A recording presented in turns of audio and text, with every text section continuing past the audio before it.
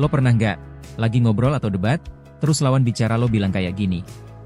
Kalau pendapat lo benar, wah, dunia bisa chaos, bro. Jadi mustahil sih menurut gue. Atau, kalau manusia beneran dari kera, berarti moral dan agama nggak penting dong? Dan yang kayak gini nih, jangan bilang perubahan iklim itu real dong, nanti bikin orang depresi. Stop. Tunggu dulu. Ini bukan debat logis, tapi lo baru aja diserang pakai jurus yang namanya appeal to consequence, alias, gue nggak mau percaya, karena kalau iya, akibatnya serem. Penjelasan, apa itu appeal to consequence? Menurut Muhammad Nuruddin dalam buku Logical Fallacy, appeal to consequence itu adalah jenis sesat pikir di mana kebenaran suatu klaim diukur dari akibatnya, bukan dari faktanya.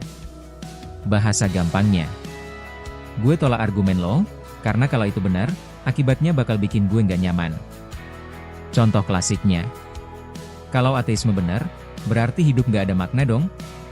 Maka, ateisme pasti salah. White, fakta itu nggak ngurusin perasaan lo. Mau lo seneng, mau lo sedih, kalau itu fakta, ya tetap fakta. Kebenaran tuh nggak kayak iklan skincare yang harus aman buat kulit sensitif. Contoh di kehidupan sehari-hari. Debat sains. Kalau teori Big Bang benar, berarti semesta ini nggak diciptakan Tuhan dong. Gimana dengan agama? Padahal Big Bang itu teori ilmiah, datanya diobservasi lewat teleskop, gelombang radio, DLL. Bukan dibikin buat nge-cancel agama. Tapi karena akibatnya terasa, menggoyahkan kepercayaan, langsung ditolak. Debat sosial. Kalau lo bilang perubahan iklim itu darurat, nanti bikin orang jadi stres mikirin masa depan. Gak usah lebay deh. Lah, karena akibatnya bikin panik, terus faktanya dibuang? Ini emang bukan berpikir logis, tapi kabur dari kenyataan kayak lagi dikejar spy later. Kenapa fallacy ini berbahaya?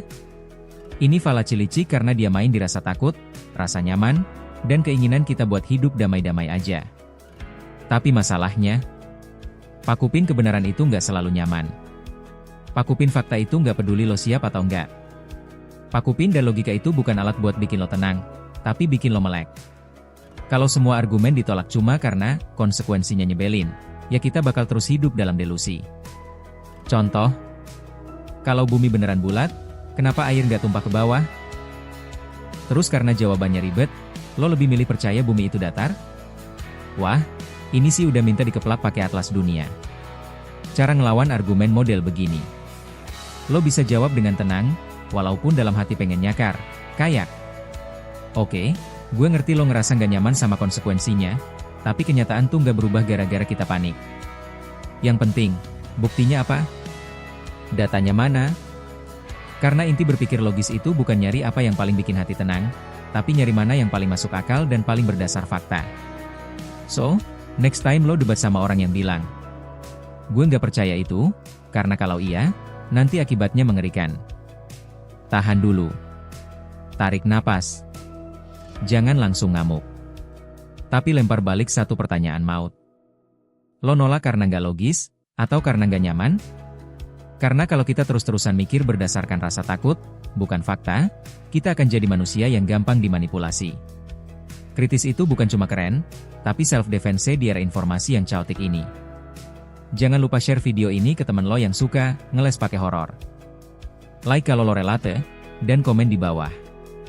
Apa fallacy tergokil yang pernah lo temuin? Let's war in the comments.